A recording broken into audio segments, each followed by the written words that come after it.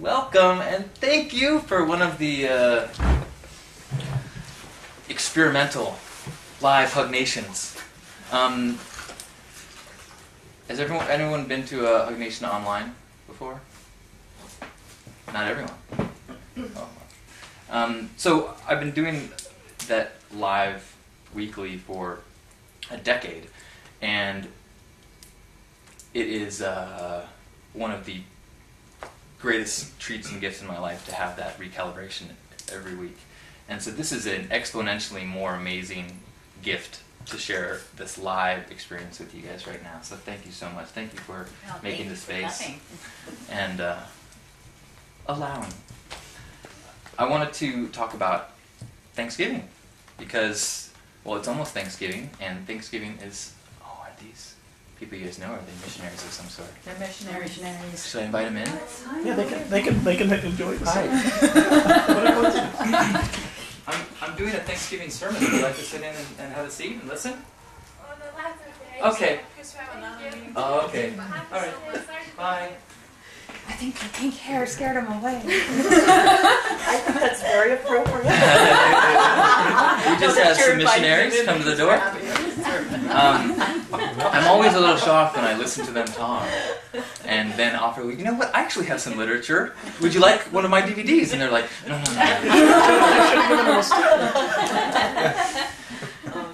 You have a backpack? Come on.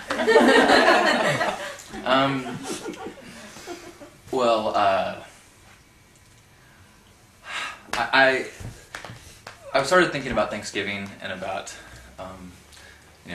what kind of things that Thanksgiving is really the holy high days of HugNation. It's kind of interesting that the most secular of our holidays, in some ways, some would argue that Thanksgiving is the least religious of our holidays, is actually, I would argue, the most spiritual of our holidays. It is the return to appreciation. Who here does a gratitude list? I do not, but I'm raising my hand just as an example. Yes!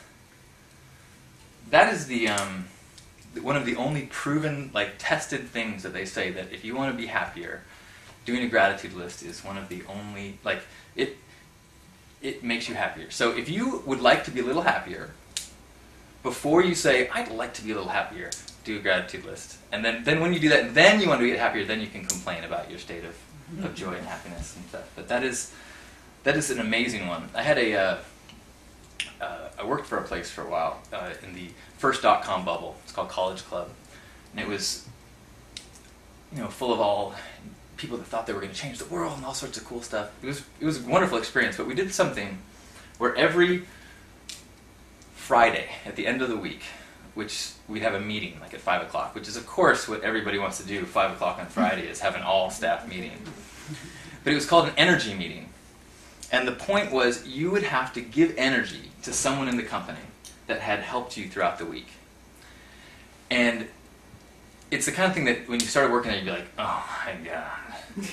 But in practice, it became a really magical thing. And there was also there was a rule: you could only give it to one person. If you give it to more than one person, you had to do an embarrassing dance, which is a total different story. You had to freak the pig, is what they called it. And again, the American labor law is written specifically for that afterwards. But the neat thing that happened was, when you knew that at the end of the week you were going to have to stand in front of everybody and recognize somebody who had helped you or done something good, it trained your brain to look for that. And so in a normal corporate culture, when people are building up these cases against the marketing department, they're always overselling us. Oh, the sales department's doing this, and the programmers dragging their feet. That's kind of what I've seen in a lot of companies, is these kind of, you build up these, looking for examples, these cases against the other departments and stuff. We were trained to build up, what you start seeing is the good. You see the good. You see the good. And it changes everything. And that's why gratitude lists can be so powerful, is because we don't need any help remembering the things that go wrong. It's even though, you know that your brain latches onto the one negative in a list of positives. And it's funny, I'll find myself I'll post something online and I'll start, frantically checking the comments and seeing what people say to it because I have a disorder. But but it's funny how there'll be one thing that's critical or negative, and it's almost like it erases everything else on the page. That's all that I see. And luckily over time, I'm now aware of that human nature tendency, so I can kind of go reread the good ones. I actually now have I don't do like a gratitude list, but I have a private blog where I post reminders of things that are good, reminders of things that go right, reminders, especially things that I did right, because I know that the most fragile place for me is if I start slipping into my always never thinking of I suck at this, or I'm never going to do this, or I'm going to... So I know that if I start sliding back down that path, I can look at that blog and be like, oh, right, I'm so great, I'm so great, I'm so great, I'm so great. And it's private because culturally we're a little hesitant to let people say, I'm so great, I'm so great, I'm so great. My first personal website was called cockybastard.com. Because I recognize that if you say I'm so great, actually it wasn't even about saying I'm so great. It was about trying to make that progress from just self-love. But if you publicly say you love yourself in our culture, you get called what? Cocky bastard. So I was like, well, that's what I'm going to call my site. Now the irony is when I started the site, I was struggling a lot with self-love, and I had tons of insecurity. And it became a self-fulfilling prophecy in a way. So after a few years, I was I think the current terminology is douche, but I would say cocky bastard at the time. Anyway, luckily, you move through these things.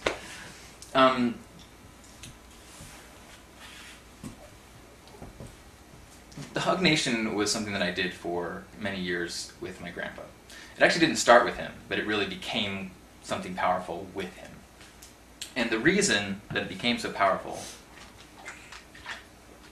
it's neat because on paper and in pictures and stuff, my grandpa immediately lends this kind of power to anything. He visually looks like a happier Santa Claus, and then he's just... I have pictures of him with Martin Luther King Jr., and he's got this history of service. But what happened over the course of spending every Tuesday with him was that he would tell these stories, and often after a year or two he would tell the same story, or he would tell a story that went nowhere, or he would tell a story that actually wasn't a story. But it didn't matter. Every time I would, and whoever was there, would leave feeling like,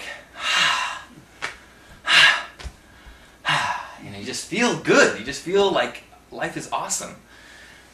And it became really clear that it wasn't about any story. It wasn't about any detail. It was the stories and the words were the prop. It was the excuse to sit in his vibration of extreme gratitude, like just this overflowing gratitude. Thanksgiving was like a moment-by-moment celebration. And the neat thing to learn from him in that was that for many years, Thanksgiving or gratitude for me was in a gratitude list type thing, where you think you remember the things that are amazing about your life, the amazing people, the amazing objects that you may have acquired in some way, the amazing trips you've been on, but his gratitude was the gratitude of simply the day. Every day is a gift, he would say over and over. Every day is a gift. And a few weeks ago I talked about resetting your baseline. And so if you listen to that, I apologize if this is too much repeat. But has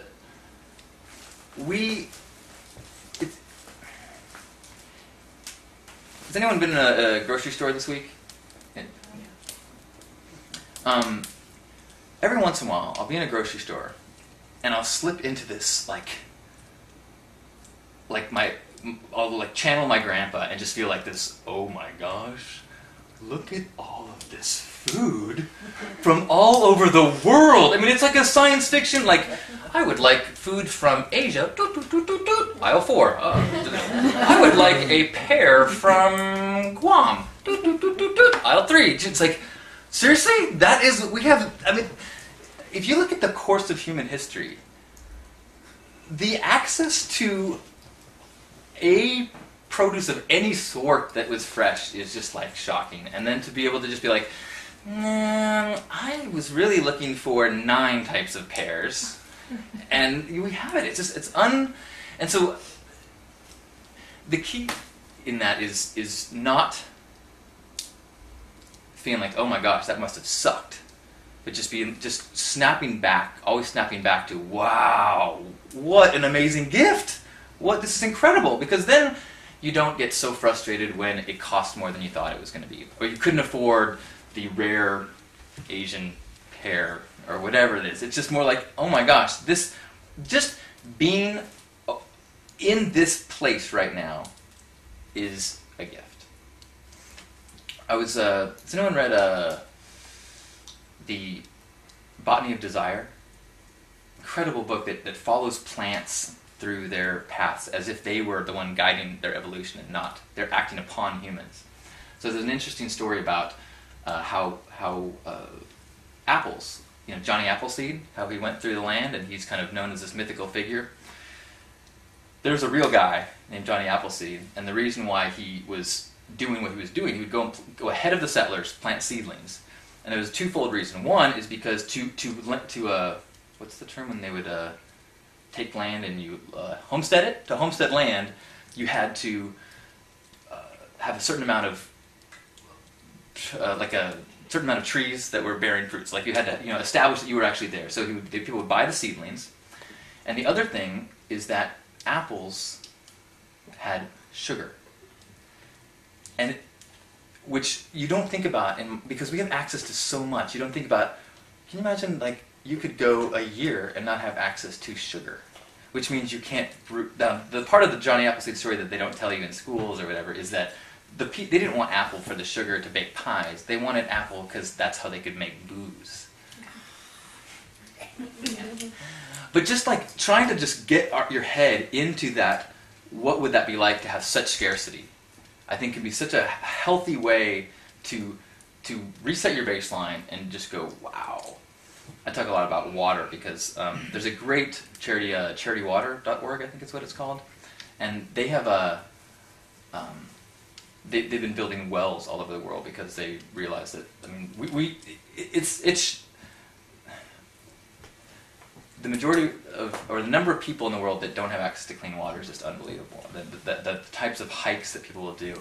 I heard somebody who was watching a documentary on rainbow gathering, and they were like carrying these waters, like, you really don't get a sense of how heavy water is until you don't have it coming from the tap.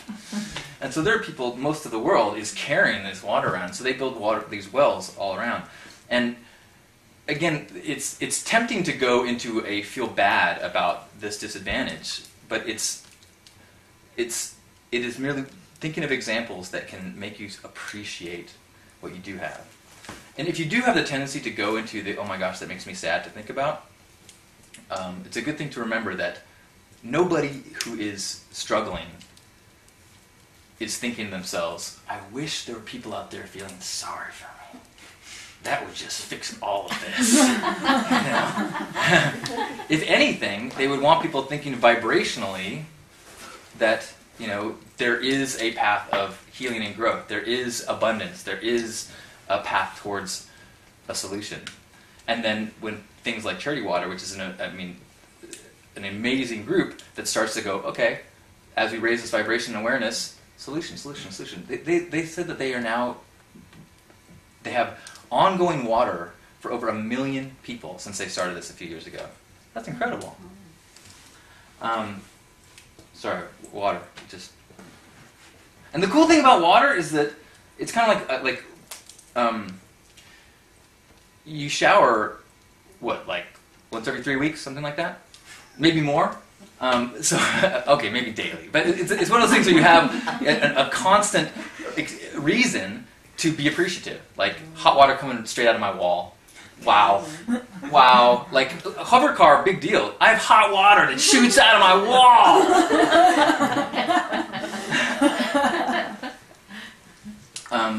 Another thing that my grandpa did that was a powerful Thanksgiving thing is every day of his life, he would either go in a sauna or a jacuzzi to sweat out the impurities, and he would sit and he would visualize the country and go through West Coast to East Coast and think of all the people in his life that he wanted to send love to, send appreciation to, think good thoughts about. Which has a lot of functionality. One of it is that it allows you to, or is a reminder that you can always bring joy into your present moment. People here talking about the distance between family or the absence of things, but your present moment, you only have this exact experience, and then whatever you choose to do with this crazy imagination. And the imagination can, and often does, go into the place of, oh my gosh, I'm not going to be able to do that. I'm going to be late for that. Oh, they're going to hate it when I do that. Oh. And we have a real tendency to go into that trap of potentially negative outcomes that probably will never happen. And so we sacrifice our present moment for these negative outcomes that will never happen. But the same functionality that we have, that is our gift beyond any other animal of this imagination gift. Well, gift and curse. It takes us out of the present moment, which is the only thing that's real. But if misused, it brings us into negative things that aren't real. If positive, you can bring in people who've passed. You can bring in memories. You can even visualize a future that is awesome, and then give yourself make a way, a path in the vibrational universe towards that. That way, when things get closer to it, you recognize it and you see it. You see it the same way we were talking about with your gratitude list. You start noticing things that are in the direction of what you want instead of noticing the directions of things you don't want. So the other thing that my grandpa did was that every time we would sit down for lunch, for a meal, he would say grace. And I kind of grew up thinking that was a ridiculous thing to thank the white-haired guy in the sky for my food every time we eat.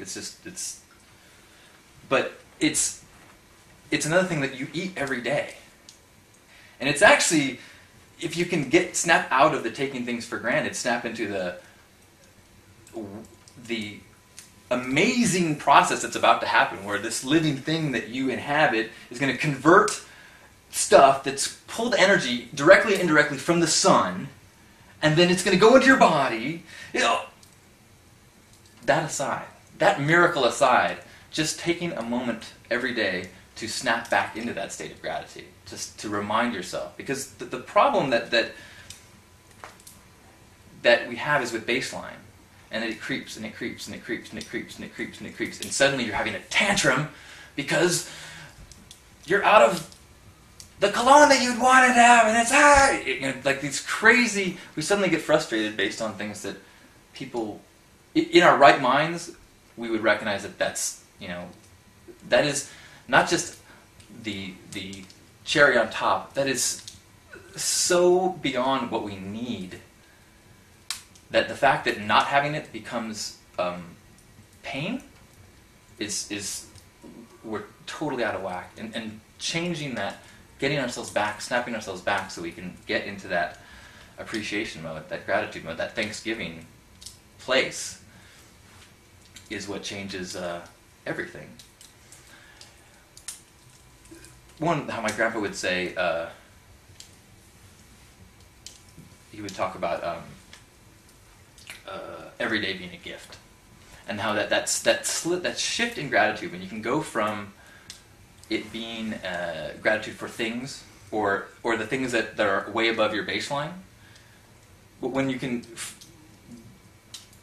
The last year for me has been really about slipping into I think where he was at, that I didn't quite, I appreciated his vibration of that just state of awe, that state of gratitude, that state of wow, thank you. But I didn't quite understand it in the sense of that when we did the meditation we started here, and you just pay attention to the sensations that you've got. Like,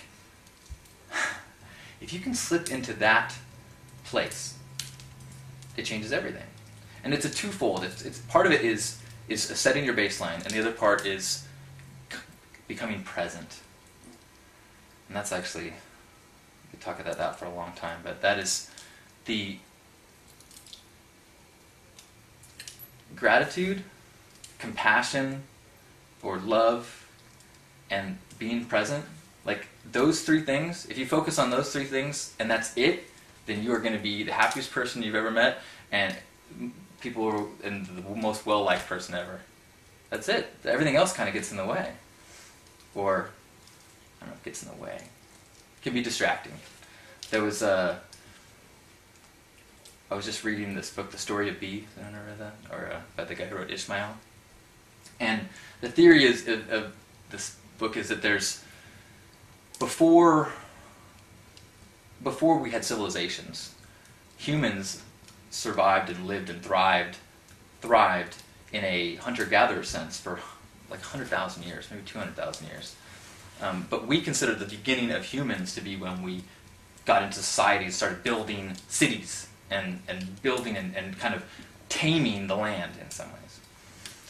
And that concept has become so pervasive that we have these isolated cultures that live kind of in harmony, and there are quaint tribes and tribal cultures, but really that's the idea of that even being a way that humans can be is almost absent from our world. And it's so hard to strip away the thought that, well, that's progress. That's positive. That's, we have, like, to not want to achieve and take and acquire is crazy. Or is it? In the list of things we went around the room, how many things did we list that were enhanced by progress stuff? How many of those things could we have said if we were sitting in a cave, warming ourselves by the fire and wearing animal skins? Because I think if you're living in a cave, you can give up vegetarianism, at least for the. Maybe not. Okay. Well, yeah. The vegan caveman is a skinny man. But I keep thinking about that, about how many of the things that when you're in your right mind and you are centered, like how many things that you are really grateful for, do you need nothing to have? Once you have the basic safety things taken care of. And I say basic safety things because there's like Maslow's hierarchy of needs, where you've got, okay, I'm running from a bear, I can't think about much else, okay, I'm starving, I can't think about much else, okay, I need shelter from the rain, I can't think about much else. I have relationships with people. Is that the next one, I think? Of social loving things? Okay. And then the next step, I believe, it's been a while since I've looked at Maslow's hierarchy, is self-actualization. But that pattern, that model, is terrible for marketers. How do you sell to people who've already got everything they really need, and the next thing they need to work on is finding their peace? Well, those people don't buy shit. So you have to insert all of these levels in there that say, no, actually, you know what? You've got kind of ashy knees. You need this product. Oh, you know what? Oh, your hair is frizzy. You need this product. Oh, you don't have this. You don't have this. You don't have this. And that becomes, and then we create these artificial celebrity role models so that we can constantly chase a carrot that we will never get to. And if you read the tabloids, you know that the people that have the carrot are miserable. And yet that doesn't stop us. We still want it. We still chase it because that's our crazy pattern. I say that to remind myself because it is so easy to slip into that. And that's why I'm so grateful for a chance to gather like this, because the messaging from everywhere is get that next thing, get that next thing, get that next thing, get that next thing. I had a friend, and I shared this I think last week, but we were having lunch and he said, he almost, like, his tone got quieter and he was like, I'm making like a third of what I was making a couple years ago, and my business is really hurting, and my life's incredible. He was like, my family, I used to go to trips all the time with my wife, and send the kids places. We used to go out all the time. He goes, we hang out all together a lot now. Like I feel like I should be complaining all the time, but I'm happier than I've ever been. And it's so tragic that like I was like clapping and laughing as he was saying this. I'm like, that's so, what a great example, and how sad that he was like, I have a secret. Even in this economy, I'm happy. Shh, that's not the rule. That's not what we're supposed to say. Get a new lease on your car or something. Come on. But it's when the problem is that culturally we have a single measuring stick, which is it's simple because it's math, it's numbers, it's you can tell this is better than this because it costs more. You can tell this position is better than this one because it's higher in the hierarchy. But the problem is when you have a single measuring stick, then, well, I mean, it's obvious why that's a problem, because life is very rich and complicated, and that measuring stick is a symbolic representation of things that we have an image of what will make us happy. And having an image of what makes you happy is one of the biggest traps that we allow ourselves to be hypnotized into.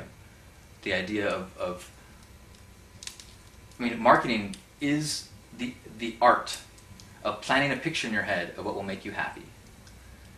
And it works because they do studies and they do science and they've got massive budgets to prove that you would do that.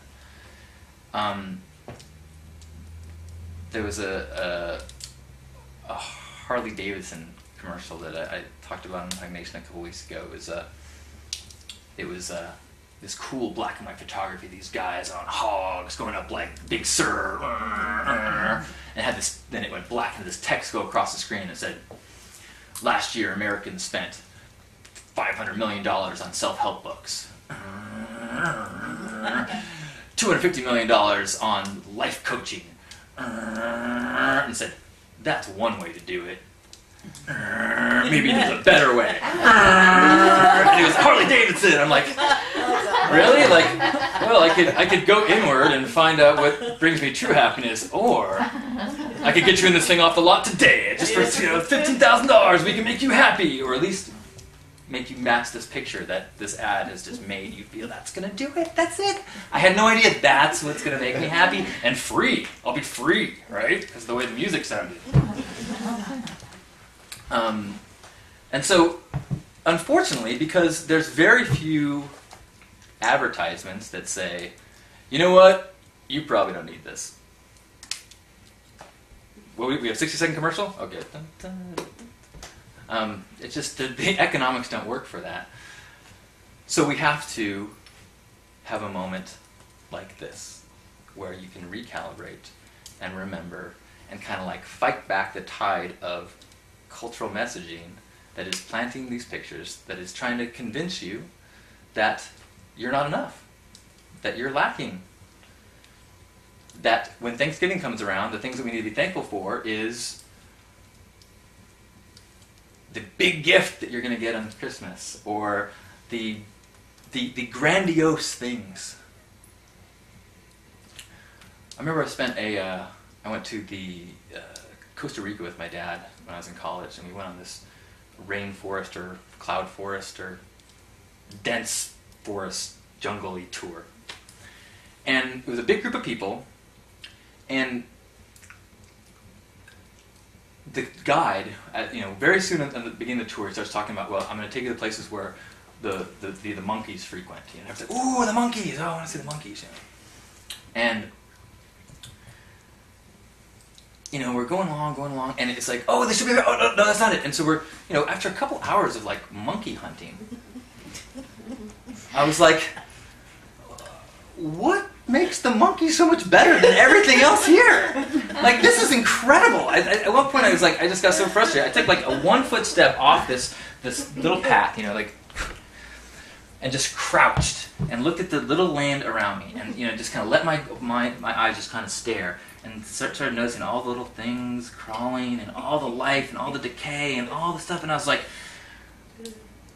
an overwhelming amount of just amazing things in this 2-square-foot area. And then I stood up, and looked as far as I could see until it just was just blocked in every direction is this. And yet, this entire group of people, based on what this guy has got us psyched up to think is what we're supposed to see, is thinking we're missing. We're thinking, we haven't seen monkeys yet. We haven't seen monkeys yet. It's like, how often do we go through our lives as awesomeness and awesomeness and awesomeness and awesomeness and awesomeness as people are like, hey, I'm awesome, we're awesome, awesome, hey, this is awesome. You're like, yeah, wait, I heard there's monkeys. If I could just get over this hill.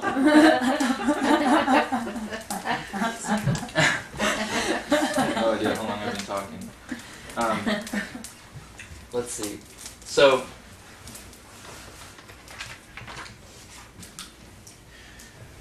the one other, a couple other just gratitude-based things to remember this week.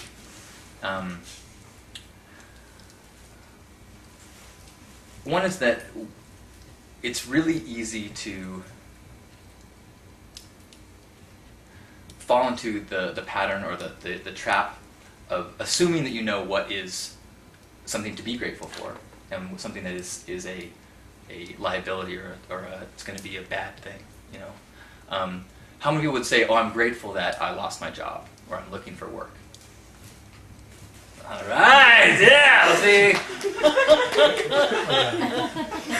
Well, exactly. And that shift of like letting go of the way it's supposed to be, or like the dilemma that this guy was having with like, oh my gosh, I'm actually grateful for the economy. I'm not supposed to be, I'm actually grateful for this unknown, because who are we to know if something is good or bad? There's a great line in the Course in Miracles that says we have no vantage point to know if we're in advance or retreat. And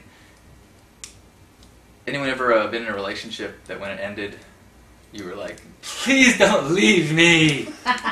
And then 2 years later, you're like, thank God they're gone. I think the older you get, the more you realize, I don't know if this is good or bad. I certainly have thought in the past that these things were good. Certainly thought in the past. There's the great, I think it's a Taoist story about a man who, or the farmer who loses a horse and it runs away, and the neighbor's like, oh man, sucks to be you, dude. He's like, it's hard to say. A couple days later, the horse comes back and it's got a wild mare that followed it home. And he's like, and the neighbor's like, oh my God, dude, you are like the luckiest guy in the world. He's like, hard to say. And then while trying to tame the mare, the farmer's only son got his femur just broken by the horse. And the neighbor's like, oh dude, it sucks to be you. Hard to say.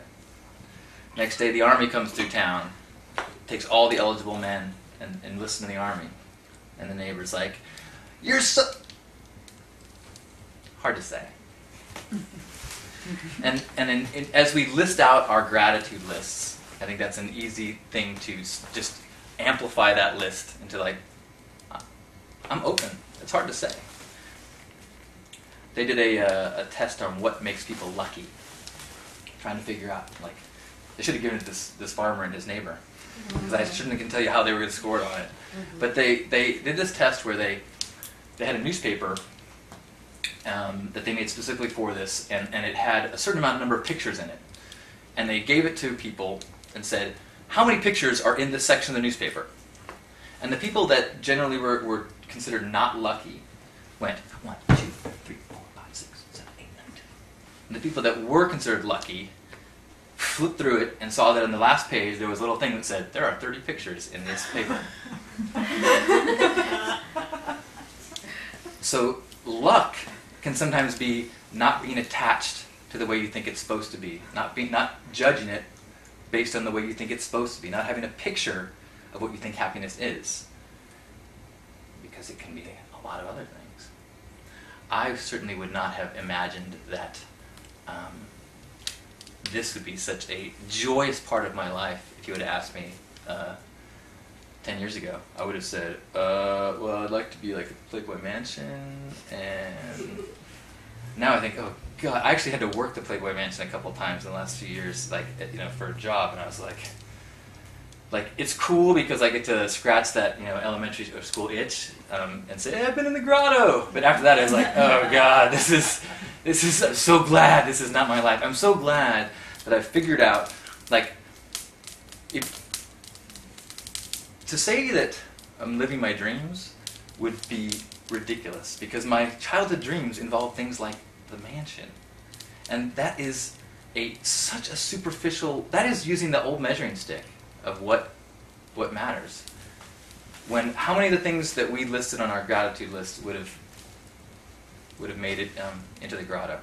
Well, let me take that back, because there actually probably could have been some overlap. We had our friends with us. Sorry, it gets a little dirty in the grotto. So, what I would love if you would let's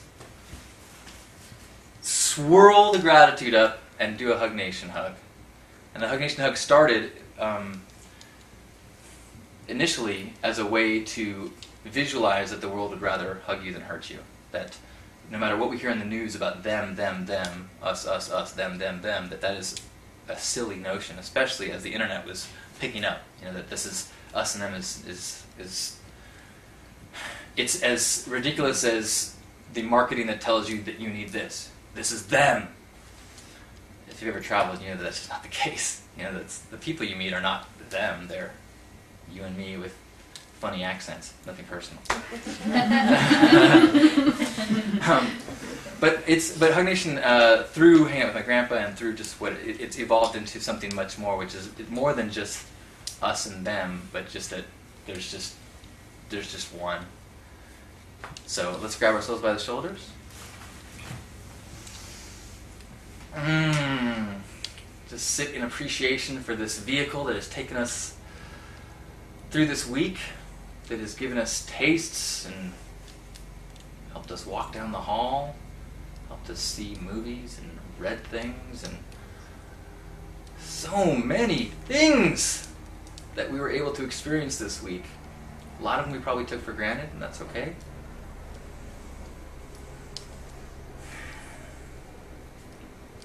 This body we hold is just a shell. It is not what we are. Beneath that shell is our consciousness and our roles and our identities. Maybe it's parent, child, employee, Republican. But those are not who we are either. Those are the masks and the roles that we put on to play the game. The game can be awesome, but it's not what we are either. As we squeeze that shell and we appreciate it, deep down beneath both of those shells is the glowing light of what we really are. A miraculous beam shooting out from the one source. And it expresses itself as blooms that are us. Some people's blooms are, they didn't get that good a light. They're planted in a bummer place. So rather than get frustrated with the shell that we're exposed to,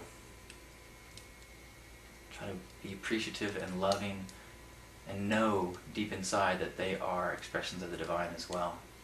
And as you go through this week, you see people that are maybe caught up in the holiday shopping spirit and take your parking place because they have to go spread love, goddammit! we forgive them as we forgive ourselves. So let's take a second and just feel ourselves as a single cell, as a part of some massive, massive organism. All of the people, all of our brothers and sisters all around the world, doing their role as best as they know how, as part of one single community.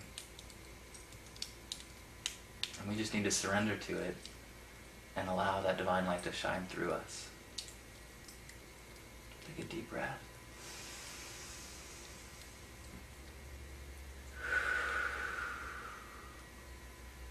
On behalf of Grandpa Caleb, all the love warriors in this room and in the chat and in the archive, happy HugNation. Thank you for being the light, feeling the light, amplifying the light, and blooming in the world. I love you! Now we stand up and hug. Thank you.